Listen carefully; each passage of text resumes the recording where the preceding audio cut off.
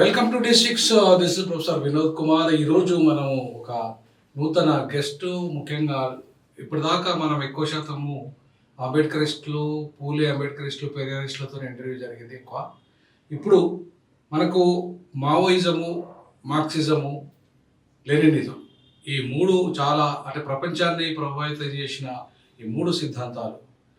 ఈ సిద్ధాంతాల భూమిక నుండి వచ్చిన నక్సలైట్ మూవ్మెంట్లో పనిచేసి, అలాగే తర్వాత మళ్ళీ సిపిఎం లాంటి పార్టీలో పనిచేసి, మార్క్సిస్ట్ పార్టీలోకి పనిచేసి, ముందు మావోయిజం తర్వాత మార్క్సిజం వైపు వచ్చి అనేక ఉద్యమాలు, దళిత ఉద్యమాలతో అనేక సంబంధాలు, కార్మిక ఉద్యమాలు, కర్షక ఉద్యమాలు, ఇలా నిరంతరము తనకు బుద్ధిరిగినప్పటి నుండి ఇప్పటి వరకు కూడా ఒక కమిట్మెంట్తో తను ఈ ఉద్యమాల వైపు ఉండి, ఆ ఉద్యమాలు నేర్పిన సిద్ధాంతం ఏంది, నేర్పిన అనుభవాలు ఏంది, ఆ ఉద్యమాలు మన బతుకుల్లో, ముఖ్యంగా ఈ 93% తెలంగాణలో ఉన్న బహుజన బతుకులు ఏమైనా మారతాయా, వాళ్ళ జీవితాలు మారాలంటే లాల్ నీళ్ళు ఎట్లా కలవాలి, పూలే, అంబేద్కర్ అండ్ పెరియారుతో పాటు మార్క్స్, మావో సిద్ధాంతాలు కావచ్చు, లేదంటే లెనిన్ సిద్ధాంతాలు కావచ్చు, వీటన్నిటి కలయిక ఏ రకంగా ఉండాలి, మొదలగా అనేక అంశాలను మనం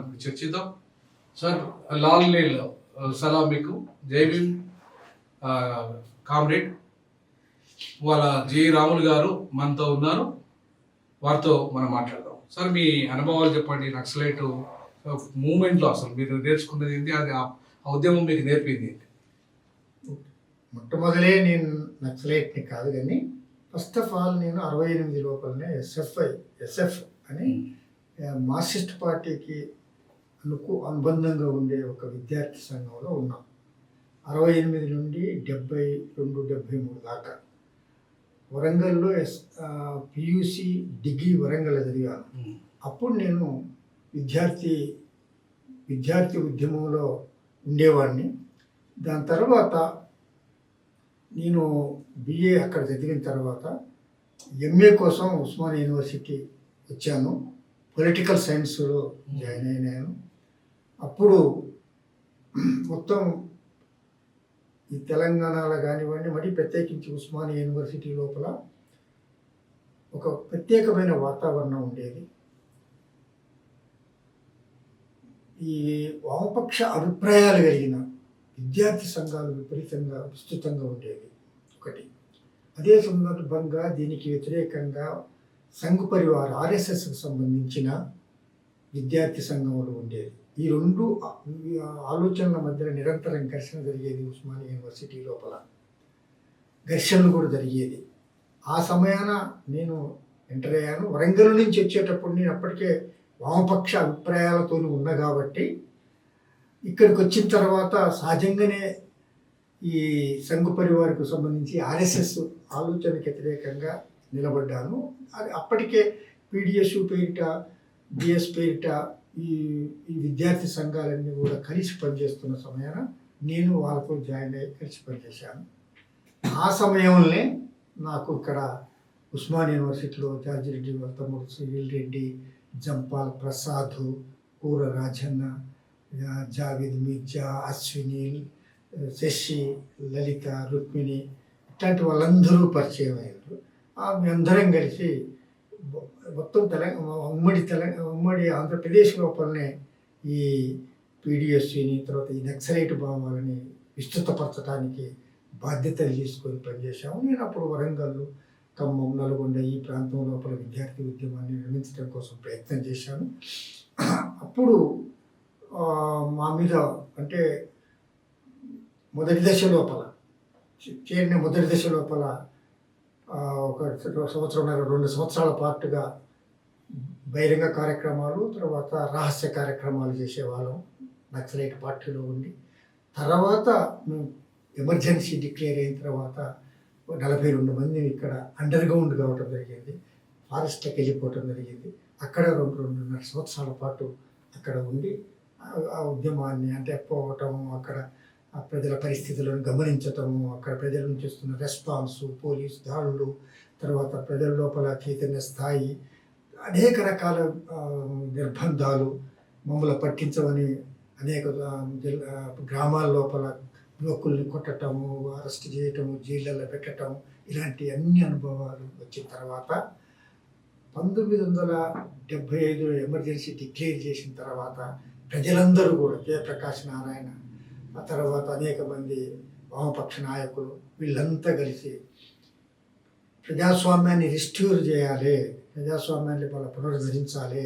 ఆమె ఎన్నికల్ని రద్దు చేసింది. 76 జరగాల్సిన పార్లమెంట్ ఎన్నికల్ని రద్దు చేసింది. రద్దు చేసిన ఎన్నికల్ని మళ్ళీ తిరిగి పెట్టాలి అని ఒక పెద్ద ఉద్యమం దేశవ్యాప్తంగా వచ్చింది. అయితే నక్సలైట్ల పాలసీ ఏంటంటే దేశం అంతనేమో ప్రజలందరూ కూడా ఎన్నికలు పెట్టాలి, ప్రజాస్వామ్యాన్ని పునరుద్ధరించాలంటున్న సమయంలో నక్సలైట్లేమో ఎన్నికలు బహిష్కరించాలని పిలుపుంది. ఇది ఎక్కడి మనకి ప్రజలందరూ ఎన్నికలు కోరుకుంటుంటే మనం ఎన్నికలు వద్దంటాం ఏంటి అని అప్పుడు మాకు కొంత ఆలోచన వచ్చింది. అదే సందర్భంగా చైనా లోపల కూడా మావో చనిపోవటం, మావో చనిపోయిన తర్వాత అక్కడ మావో అనుకూల గ్రూపులంతటినీ బంధించి జైల్లో పెట్టడం, ఇట్లాంటి అంతర్జాతీయంగా ఘటనలు. అదేవిధంగా ఇక్కడ కూడా ప్రజల నుండి మాకు ఎలాంటి సపోర్టు రాకపోవటం, ప్రజలందరూ కూడా మా దగ్గరికి రావద్దని ఒక వాతావరణం రావటం, ఇవన్నీ గమనించిన తర్వాత మేము అప్పుడు యూనివర్సిటీలో ఉన్న మొదటి రోజుల్లో అట్రాక్ట్ అవుతున్న సమయాన అక్కడ అడవిలో ఒక పెద్ద బ్రహ్మాండమైన మనకు అనుకూలమైన రాజ్యం ఏర్పడ్డది. ప్రజలందరూ మనతోనే ఉన్నారు. అసలు ప్రభుత్వం అక్కడికి రాలేదు, అసలు అది రెడ్ ఏరియాగా మారిపోయింది, లిబరేటెడ్ ఏరియాగా మారిపోయిందని చెప్పడంతో మేము కొంత ఆ ఏజ్ లోపల అటు అట్రాక్ట్ అయ్యాం. దాని తర్వాత అక్కడికి పోయినాక అన్ని విషయాలను చూసిన తర్వాత ఇప్పుడు లాభం లేదు, ప్రజల స్థాయిలో లేరు, మేము ఎన్నికల్లో పార్టిసిపేట్ చేయాల్సిన అవసరం ఉంది. ఎందుకంటే అక్కడ రాజరికం, నియంతృత్వం, ఫ్యాసిజం లాంటివి ఉన్నప్పుడు, ఎన్నికలు లేనప్పుడు సాయుధ పోరాటం అనివార్యం కావచ్చు. కానీ ఇప్పుడున్న పరిస్థితుల లోపల ఇది కాదు. ప్రజాస్వామ్య పద్ధతి లోపలనే మనం ఉండాల్సిన అవసరం ఉంటుంది. ప్రజల మధ్య పనిచేయాల్సిన అవసరం ఉంటుంది. ప్రజలందరూ బయట ఉంటే మనం లోపలికి వచ్చి అడుగుల్లో ఉంటే ఏం చేయగలం అనే ఒక నిర్ణయానికి వచ్చి బయటకు వచ్చాం. ఎస్, ఇప్పుడు ఒక ఆపరేషన్ కగార్ పేరుతోని అప్పుడైతే మొత్తానికి 2026 మార్చి వరకు కంప్లీట్గా నక్సలిజాన్ని బీజేపీ కూడా కంకణం కట్టుకుంది కదా. ఈ క్రమంలో ఇప్పుడు నక్సలైట్లకు మేము అంటే నాలాంటి వాళ్ళు కూడా ఏమని పిలిపిస్తున్నాం అంటే మీరు ఎన్నికల రాజకీయాలకు రండి.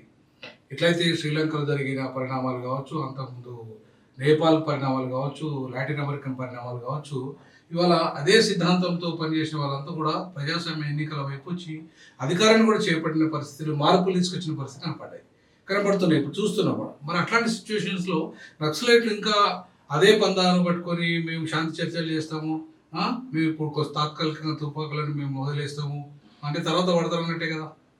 అంటే ఈ రకమైన చర్చలు గతంలో కూడా జరిగాయి కదా. సో దీంతో వీటి వల్ల ఏం పరిష్కారం ఉంటుంది అనుకుంటున్నారు? చాలా కరెక్ట్గా చెప్పారు మీరు. ఈ నక్సలైట్లు ప్రభుత్వం మధ్యలో చర్చలు అనేది ఈ మొదటిసారి కాదు. ఇది 1977 లోపల ఎప్పుడైతే ఎమర్జెన్సీని రిలాక్స్ చేసి ఎన్నికలు జరిగినాయో అప్పుడు చర్చలు వచ్చినాయి. చాలామంది నక్సలైటు భావాలున్న వాళ్ళు కానివ్వండి, లోపల నక్సలైట్ దళాలుగా ఉన్న వాళ్ళు కూడా అవును ఇప్పుడు బయటకు వచ్చి చేసుకోవచ్చు కదా, ఎన్నికల్లో పాల్గొనే కదా ఇందిరాగాంధీ నియంతృత్వాన్ని ఓడించింది కాబట్టి మనకు లేటెస్ట్ ఎగ్జాంపుల్స్ ఉన్నాయి. అట్లనే ప్రపంచవ్యాప్తంగా రోజు రోజుకి రాజరికాలు, నియంతృత్వాలు పోయి ప్రజాస్వామ్యాలు వస్తున్నాయి కదా. మనం ఈ పరిస్థితుల్లో కూడా ఇంకా సాయుధ పోరాటం అనేది అనవసరం అనే ఒక చర్చ స్టార్ట్ అయింది. ఆ చర్చలో భాగంగానే చాలా నక్సలైట్ గ్రూపులు, అప్పుడు సత్యనారాయణ సింగ్ నక్సలైట్ గ్రూప్ అని, ఇట్లా కాన్సన్యూల్స్ అని, ఇట్లా అనేక రకాల నక్సలైట్ గ్రూపులు ఎన్నికలకి రావాలని నిర్ణయించుకున్నాయి. కానీ కొండపల్లి సీతారామయ్య వర్గం అప్పుడు ఉండే, ఆ వర్గం మాత్రం వెనక ముందాడింది. కొండపల్లి సీతారామయ్య బయటకు వచ్చి మనం ప్రజాతంత్ర మూమెంట్లో ఉండాలని నిర్ణయించిండు. కానీ సత్యమూర్తి దానికి గండిగొట్టిండు. ఒక భుజం మీద బరువు అయితే తుపాకి ఇంకో భుజం మీదకి మార్చాలి తప్ప ఎట్టి పరిస్థితుల లోపల ఆయుధాన్ని వదిలిపెట్టేది లేదని ఒక పెద్ద స్టేట్మెంట్ ఇచ్చింది. దాంతోనే ఏమైపోయింది, నక్సలైట్ బయటకు వద్దాం అనుకున్న వాళ్ళు కూడా మళ్ళా లోపల ఉండిపోయారు. సత్యమూర్తి. అది 1978-79 సంగతి. సెకండ్ సారి ఎక్కడ జరిగింది? 89లో జరిగింది. 89 లోపల చెన్నారెడ్డి అధికారానికి వచ్చాడు. అధికారానికి వచ్చిన సందర్భంగా ఆయన నక్సలైట్ల యొక్క సహకారం కూడా తీసుకున్నారు. దాంతో ఆయన బయటకు వచ్చిన తర్వాత ఈ నక్సలైట్ల పట్ల చాలా సానుభూతిగా ఉన్నాడు. ఉండి వాళ్ళకి ప్రజా సంఘాలని పెట్టుకోవటానికి అవకాశం ఇవ్వటం, నక్సలైట్లకి ఫ్రీ ఇవ్వటం, దాని తర్వాత వాళ్ళ యొక్క కార్యక్రమాలను సహకరించటం, ఇవన్నిటితోని మళ్ళీ నక్సలైట్ మూవ్మెంట్ కొంత అడ్వాన్స్ అయింది. అప్పుడు అయినా నక్సలైట్ల మధ్యలో ప్రభుత్వం మధ్యలో చర్చలై మళ్ళీ వాళ్ళు బయటకు వస్తారని అందరూ అనుకున్నారు. అప్పుడు మళ్ళీ వాళ్ళు రాలేదు. ఇది రెండోసారి. ఇక మూడోసారి 2004లో పౌర స్పందన వేదిక పేరిట శంకరన్ గారు, అరగోపాల్ గారు, బాలగోపాల్ గారు ఇలాంటి వాళ్ళందరూ, జీవన్ కుమార్ ఇలాంటి వాళ్ళందరూ కలిసి చాలా కాలం ఒక 4-5 సంవత్సరాల పాటుగా ఆ పౌర స్పందన వేదిక ఆధ్వర్యం లోపల ప్రజల యొక్క మద్దతు సంఘీభావాన్ని కూడా కొట్టడానికి ప్రయత్నం చేశారు. దాంతో రాజశేఖర రెడ్డి కూడా ప్రతిపక్షంగా ఉన్నాడు. 2003లో ఆయన మేము అధికారానికి వస్తే చర్చలు జరుపుతాం, వాళ్ళతో డైలాగ్ ఓపెన్ చేసి వాళ్ళ సమస్యలు పరిష్కారం చేయడానికి, తర్వాత ప్రశాంత వాతావరణం ఏర్పాటు చేయడానికి ప్రయత్నం చేస్తామని చెప్పాడు. అన్నట్టుగానే ఆయన అధికారానికి వచ్చిన తర్వాత ఒక ప్రయత్నం జరిగింది. అప్పుడు శంకరన్ గారు చాలా కీలకమైన పాత్ర వహించాడు. ఆయనే ఈ చర్చలన్నిటిని నడిపింది. దాన్ని అటు ప్రభుత్వంతో ఇటు నక్సలైట్ నాయకత్వంతో కూడా మాట్లాడింది ఆయన. అయితే ఎందుకు విఫలమైన అనే చర్చలు ఇప్పటికి చాలామందికి ఈ విషయాలు తెలవదు. అయితే లక్కీలీ నాకు ఏమైందంటే శంకరన్ గారితో నాకు బాగా ర్యాపోర్ట్ ఉంది. దాదాపు 1997 లోపల పౌర స్పందన వేదిక పెట్టినప్పుడు వరంగల్ వచ్చింది ఆయన. ఆ వరంగల్ వచ్చినప్పుడు నేనన్నా, మీరేమో నక్సలైట్ల గురించి ఆలోచిస్తారు, పోలీసులు తర్వాత రూలింగ్ పార్టీ వాళ్ళేమో పోలీసుల గురించి ఆలోచిస్తారు. కానీ ఇప్పుడు మాకు నక్సలైట్లు మా మీద దాడి చేస్తారు, పోలీసులు మా మీద దాడి చేస్తారు. అసలు మేమేం చెప్పుకోవాలి? మీరు పౌర స్పందన వేదిక నక్సలైట్ల కోసం పెట్టారు, మరి మేమేం పెట్టాలి?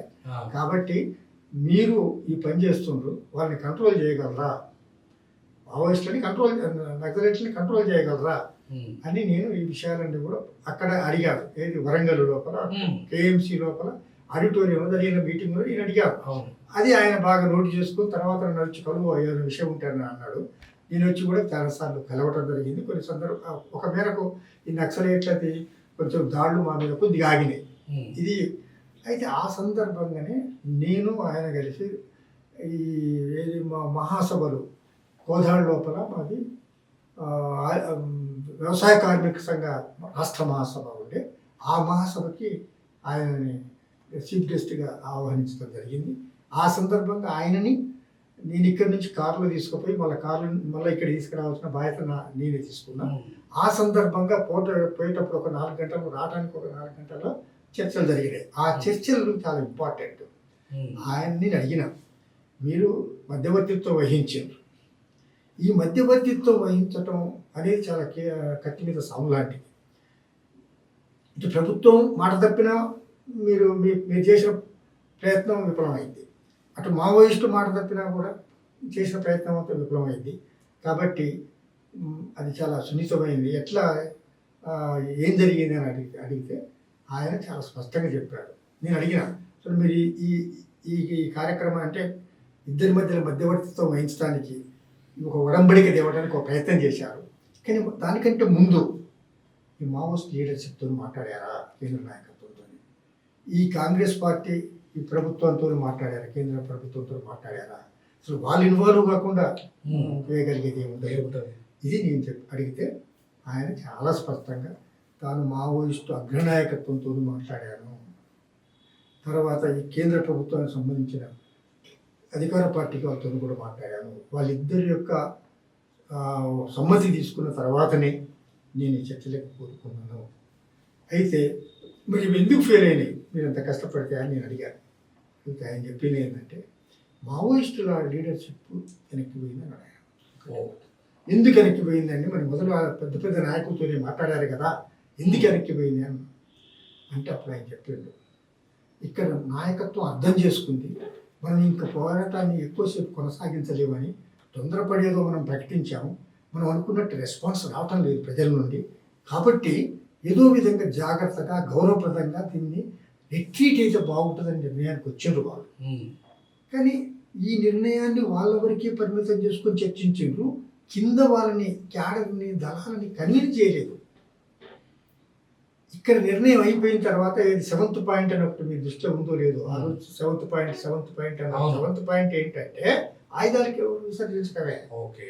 అయితే ఆ విషయం లోపల ప్రభుత్వం అన్నది, ఎస్ మీరు ఆయుధాలు విసర్జించారంటే మీ మీద ఉన్న కేసులు తీసేస్తాం, ఇంకేమైనా ఉంటే సహకారం చేస్తాం, మీకేమి నిర్బంధాలు రాకుండా చేస్తాం, మీరు యాజ్ యూజువల్గా మిగతా పార్టీల లాగా పార్టీని కంటిన్యూ చేసుకోవచ్చు అని చెప్పారు. ప్రభుత్వం చెప్పింది, ప్రభుత్వం వైపు నుంచి ఉంది. అంటే కేంద్ర ప్రభుత్వం చెప్పిందా, రాష్ట్ర ప్రభుత్వమా?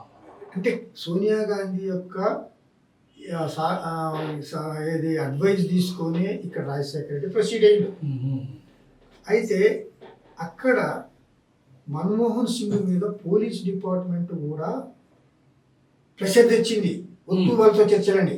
అయినా ఒక మాట ఇచ్చినాం మనం, వాళ్ళు కనుక బయటకు వస్తే మనకే ఉపయోగం కదా, ఆ ఖర్చు తప్పుద్ది, అనవసరమైన మన పోలీసులు పోయి త్యాగం చేయటం తప్పుద్ది, మనం ఫ్రీగా ఆదివాసుల ప్రాంతానికి పోవచ్చు, మనం ఏమైనా సంక్షేమ కార్యక్రమాలు చేయాలన్నా చేయొచ్చు, ఇప్పుడు పోలీసులు పరిస్థితుంది, వాళ్ళు బాటలన్నీ బంద్ చేస్తారు, ఇవన్నీ పోతాయి కదా, మనకే తలకాయలు లేకుండా పోతుంది కదా అని కాంగ్రెస్ పార్టీని ఒక సెక్షన్ ఆలోచించి దీనికి చర్చలకి ఓకే అన్నది. కానీ పోలీస్ డిపార్ట్మెంట్ వద్దండి, వాళ్ళు ఏమైనా నిలబడరండి, మళ్ళీ ఇబ్బంది అయిద్దండి, మనం ఒకసారి వాళ్ళకి ఫ్రీ వదిలిపెడితే ఇంకా భవిష్యత్తు లోపల మళ్ళీ వాళ్ళతో ఎదుర్కోవటం కష్టమైద్దండి, ఇంకెక్కువ లాస్ అయిద్దని పోలీస్ డిపార్ట్మెంట్. కాదు, మనం దీన్ని తెగేసుకోగలిగితే మంచిది, వాళ్ళు రాకపోతే వస్తారంటారు కదా, రాకుంటే వేరే విషయం అని వీళ్ళు ఈ చర్చలన్నీ జరిగినాయట. ఇక ఇటు వస్తే మావోయిస్ట్ పార్టీలో ఏమైంది, నాయకత్వం ఓకే అయింది, కానీ క్యాడరు దళాలు ఎందుకు అని నేను అడిగాను శంకరన్ గారిని. ఆయన చెప్పిన సమాధానం ఏంటంటే, మీ నాయకులకి కాకపోవచ్చు, ఎందుకంటే మీరు డైరెక్ట్గా యాక్షన్స్లో ఇన్వాల్వ్ కాలేదు, కానీ మేము ఈ యాక్షన్స్లో ఇన్వాల్వ్ అయినాం, మా చుట్టుపక్కల ఊళ్ళలో మా ఊళ్ళలో కూడా ఉన్నాయి, మేము ఆయుధాలు వదిలిపెట్టి ఊళ్ళలోకి పోతే మాకు రక్షణ ఎట్లా, ఈ రక్షణ గ్యారంటీ ఏంటి, ఈ ప్రశ్న వాళ్ళని పొందలేదు. దాంతో ఏమైంది, మేము అడుగులోనే ఉంటాం, ఈ ఆయుధాలు పట్టుకొని ఉంటామని వాళ్ళు అన్నారు. అప్పుడు వీళ్ళకి సమస్య వచ్చింది. అప్పుడు ఏం చేశారు, ఆ 7th పాయింట్ అని మనం లేకుండా చేద్దామని, తర్వాత ఏమైనా ఉంటే ఆలోచిద్దామని అన్నారు. అది మీరు ఆయుధాలు విసర్జించకపోతే చర్చలకే అర్థం లేదు, మరి రేపు మీరు ఆయుధాలు పట్టుకొని తిరుగుతుంటారు, మరి కొంతమంది కూడా ఇంకో గ్యాంగులే ఆయుధాలు పట్టుకొని తిరుగుతుంటారు, మరి అప్పుడు వాళ్ళు మీకు ఇచ్చి వాళ్ళకి ఎందుకు ఇవ్వలేదంటే మేమేం సమాధానం చెప్పాం. కాబట్టి ఎవరు ప్రభుత్వం దగ్గర తప్ప ఆయుధాలు ఇంకొకరి దగ్గర ఉండడానికి వీల్లేదు అనేది ప్రభుత్వం చెప్పింది. ఆ సందర్భంగా చర్చలని ఇది అది. ఇప్పుడు ఏంటి, మరి ఎన్ని అనుభవాలు అయిన తర్వాత ఇప్పుడు మనం ఇవన్నిటి నుంచి ఏం గుణపాఠం నేర్చుకోవాలి. ఇప్పుడు వాళ్ళు నెల రోజులు అంటారు, కాల్పుల వేగ ఎట్లా అంటే, అయితే ఫస్ట్ ఆఫ్ ఆల్ నాకు కొద్దిగా ఈసారి కొంచెం నాకు కూడా కాన్ఫిడెన్స్ కలిగిన ఒక అంశం ఉంది. హరగోపాల్ గారు మొన్న వీడియోలో ఒక 3 days బిఫోర్ రెడ్ టీవీ అనే వీడియోలో ఆయన కొన్ని విషయాలు చెప్పాడు. ఎందుకంటే ఆయన చాలా లోతుగా ఆలోచించి దాన్ని గ్రహించగలిగేటోడు కాబట్టి ఆయన ఒక మాట అన్నాడు, గతంలో జరిగిన చర్చలకు ఈ చర్చలకి క్వాలిటేటివ్ డిఫరెన్స్ ఉంది. కారణం ఏంటంటే, ఆ రోజు వాళ్ళు ఆయుధాలు కింద పెట్టకుండానే మాట్లాడతాం, లేకపోతే మాట్లాడినాక అవసరమైతే ఏం చేద్దామని ఆలోచిస్తాం, కానీ ఆయుధాలు చర్చే రావద్దు అనేటోళ్ళు ఇప్పుడు కాల్పుల విరమణ చేస్తాం, ఆయుధాలు పక్కకు పెడతాం అని చెప్తారు. ఇది గుణాత్మకమైన మార్పు. ఇది చెప్పి ఇప్పుడు ఇది చర్చలకు ముందుకు పోవడానికి అవకాశం ఉంది అని అన్నాడు. నాకు కూడా అనిపించింది, ఎందుకంటే వాళ్ళ స్టేట్మెంట్ 2-3 నేను చూశాను. దాంట్లో ప్రభుత్వాన్ని అభ్యర్థిస్తున్నాము ఇట్లాంటి మాటలు ఉన్నాయి, గతంలో ఎప్పుడు లేవు ఇలాంటి మాటలు. కాబట్టి ఏదేమైనా వాళ్ళలో మార్పు వచ్చిందేమో. మీరు ఇవరిదాకా అన్నట్టుగా ప్రపంచం లోపల కూడా ఇప్పటి రాజరికాలు లేవు, నియంతృత్వాలు, ప్యాసేజాలు లేవు. ఒక 50-60-70 సంవత్సరాల క్రితం దాదాపు సగం అలాంటి పరిస్థితి ఉంటే, ఈ 70-80 సంవత్సరాల్లో చాలా మార్పులు వచ్చినాయి. ఇది వాళ్ళు గమనించి ఉండొచ్చు. వాళ్ళు ఆయుధాలు పట్టుకున్నాటికి ఇప్పటికి చాలా మార్పులు వచ్చినాయి, ఇది గమనించి ఉండొచ్చు. తర్వాత లాటిన్ అమెరికా దేశాల లోపల కూడా సాయుధ పోరాటం చేసేవాళ్ళు, Argentina, Brazil, Chile, Nicaragua, El Salvador, Colombia ఇట్లాంటి దేశాలన్నీ కూడా ఇప్పుడు సాయుధ పోరాటాన్ని చేసేటోళ్ళు వదిలిపెట్టి ఎన్నికలకు వచ్చింది. అంతే. ఎన్నికల్లో విజయాలు సాధిస్తారు. ఇది ఒకటి. రెండోది నేపాల్లో కూడా సాయుధ పోరాటం చేశారు. చాలా పెద్ద సాయుధ పోరాటం అది. అలాంటి వాళ్ళే మన సిపిఎం రాష్ట్ర ఆల్ ఇండియా కార్యదర్శి ప్రకాష్ కారత్ ఉన్నాడు కదా, ప్రకాష్ కారత్ ఇనిషియేట్ చేసి అక్కడ ఉన్న తనకున్న పరిచయాలన్నింటినీ ఆసరా చేసుకొని వాళ్ళని సాయుధ పోరాటాన్ని విడ్డ్రా చేయించి ఎన్నికల్లో ఒకటే పార్టీలన్నింటినీ చాలా గ్రూపులుగా ఉంటే వాటన్నిటిని ఒక పార్టీగా మార్చి ఎన్నికల్లో గెలవటం జరిగింది. ప్రతిపక్షం కూడా ఇవాళ ప్రధానంగా కమ్యూనిస్టులే. అంటే బలమైన ప్రచండ నేతృత్వంలో గవర్నమెంట్ కూడా ఏర్పడ్డారు. అంటే ఇట్లా అక్కడ వచ్చింది. లేటెస్ట్గా సిలువలో కూడా వామపక్షమే వచ్చింది. అంటే ఎన్నికల ద్వారా మనం సాయుధ పోరాటం ద్వారా చేసేదానికంటే ఎన్నికల ద్వారా తక్కువ నష్టంతో తక్కువ కష్టంతో ప్రజలందరికి ఏమి ఇబ్బంది పెట్టకుండానే అవకాశం ఒకటి ఉంది కదా, రైతు విప్లవం అవకాశం ఉంది కదా, అలాంటిది వదిలిపెట్టుకొని ఎట్లా ప్రజలకు కూడా ఏ ఆల్టర్నేటివ్ లేకపోతే సాయుధ పోరాటం అనే ఆల్టర్నేటివ్ని ఎంపిక చేసుకుంటారు. కానీ ఒక ఆల్టర్నేటివ్ అక్కడ కనపడుతుంది. తక్కువ కష్టంతో ఫలితాలు సాధించగలిగే అవకాశం ఉన్నప్పుడు ఎవరైనా కూడా దానికే ప్రిఫరెన్స్ ఇస్తారు. ఇది కనుక లేదనుకోండి, ఎలక్షన్ సిస్టమే లేదనుకోండి, నువ్వైనా సాయుధ పోవటం అనాల్సిందే, నేనైనా సాయుధ పోవటం అనాల్సిందే. కాబట్టి మారిన పరిస్థితులు ఏంటి? మనం కూడా మార్క్సిస్టు మహోపాధ్యాయులు కూడా ఏం చెప్పినట్టు మనం ఒకసారి ఆలోచిస్తే, మార్క్సు ఎన్నికల్లో పాల్గొనాలి, ఎన్నికలు మనం తక్కువ ఓట్లు వచ్చినా పాల్గొనాలి ఇట్లా చెప్తారు అన్నమాట. ఎంగిల్స్ చాలా స్పష్టంగా ఎన్నికలు అనేవి నెమ్మది ప్రక్రియ కావచ్చు, కానీ 10 రెట్ల పకడ్బందీ ప్రక్రియ, ప్రజానుకూలమైన ప్రజలకి ఉపయోగపడే నమ్మకమైన ప్రక్రియ అంటాడు. తర్వాత లెనిన్ డూమా అంటే ఎన్నికలు పెట్టకపోతే ఎన్నికలు పెట్టాలని పోరాటం చేస్తారు, డూమాను ఏర్పాటు చేయాలని. మావో లాంగ్ మార్చ్ పేరిట పోతాడు, సాయుధ పోరాటం చేస్తారు చైనాలో. అప్పుడు ఎడ్గార్ స్నో అని అమెరికన్ జర్నలిస్టు మావోని కలవటానికి వస్తాడు. అప్పుడు ఈ వేల మంది చనిపోవటము, రక్తపాతము, దాడులు, ప్రతిదాడులు ఇవన్నీ చూసి ఎడ్గార్ స్నో మావోని ప్రశ్నిస్తాడు. ఏంటండి ఇంత రక్తపాతం, ఇంత అవసరమా అని అంటే, అప్పుడు మావో అంటాడు, మాకు ఈ రక్తపాతం జరగాలని కానీ, వేలాది మంది చావాలని కానీ, ఈ అనారోగ్యాలతో బాధపడాలని కానీ, ప్రజల్ని బాధించాలని మాకేం లేదు.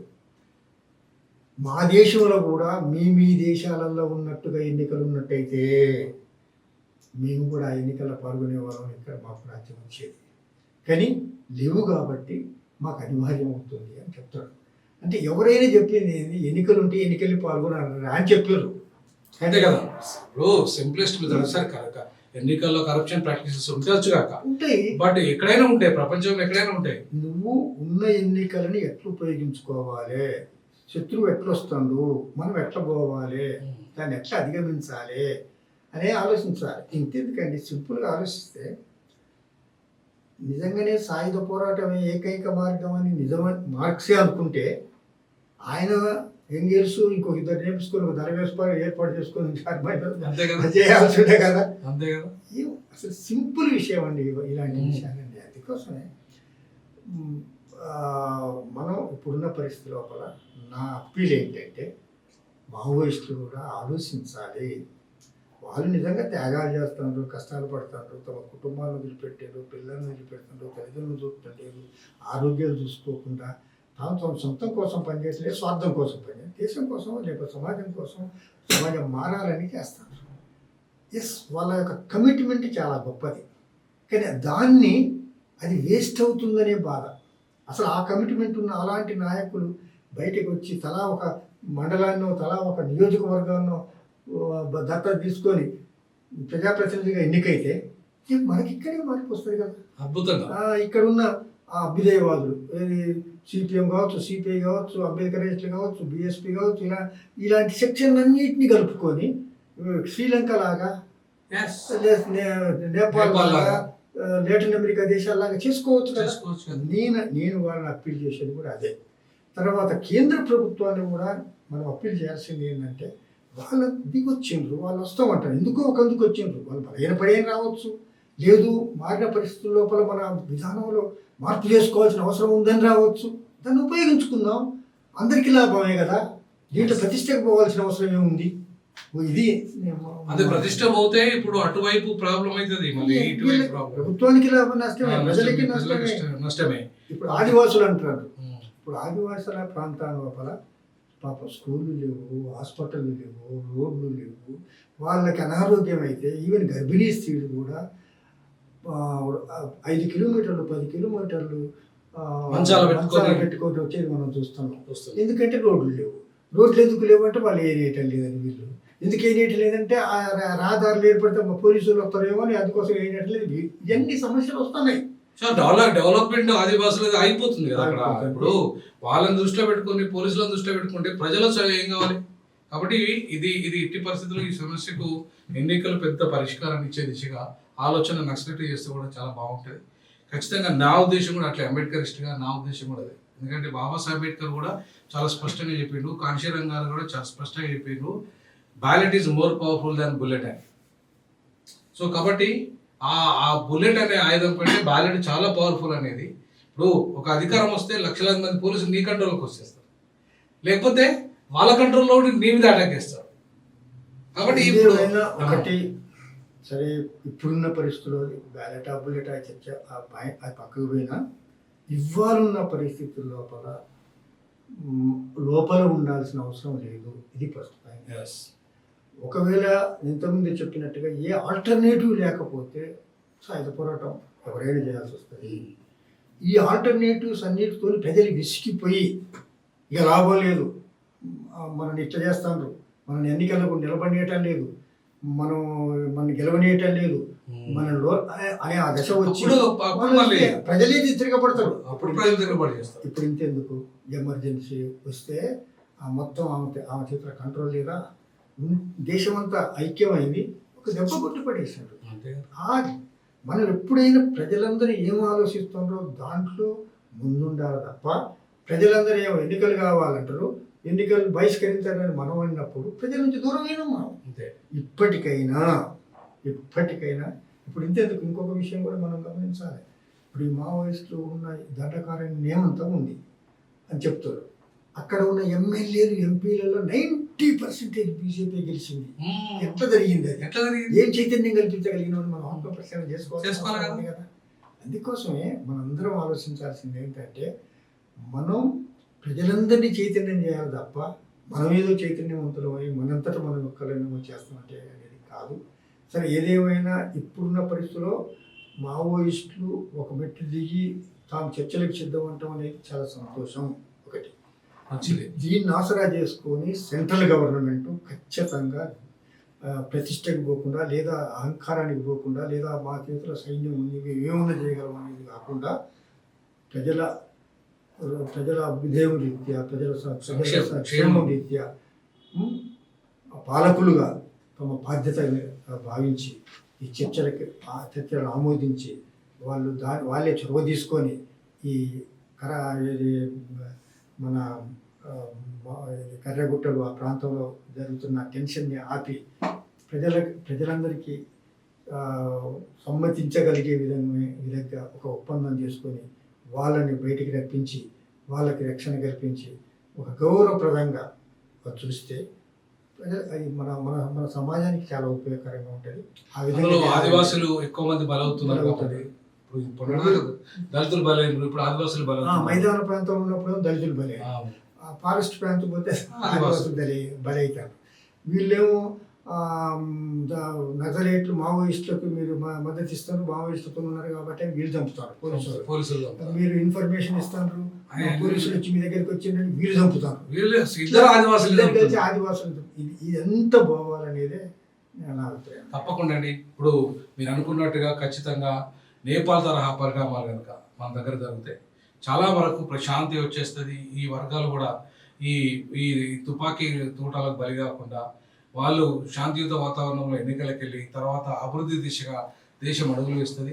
ఆ దిశగా కేంద్ర ప్రభుత్వం తక్షణమే ఆలోచన చేసి కాల్పుల విరమణకు సమ్మతించి వీళ్ళు కూడా ఆయుధాలు పక్కన పడేసి నేపాల్ తరహాలో రాజకీయాలకు వస్తే, ప్రజాస్వామ్య రాజకీయాలకు వస్తే ప్రజలు శాంతిగా డెవలప్మెంట్ అయ్యే అవకాశం ఉంటుందని చెప్పేసి రాములు గారు భావిస్తున్నారు. ఇది ఈరోజు మన ముఖ్య మిత్రులతో రాములు గారితో సంభాషణ. Jai Bhim sir. Thank you so much. నమస్తే.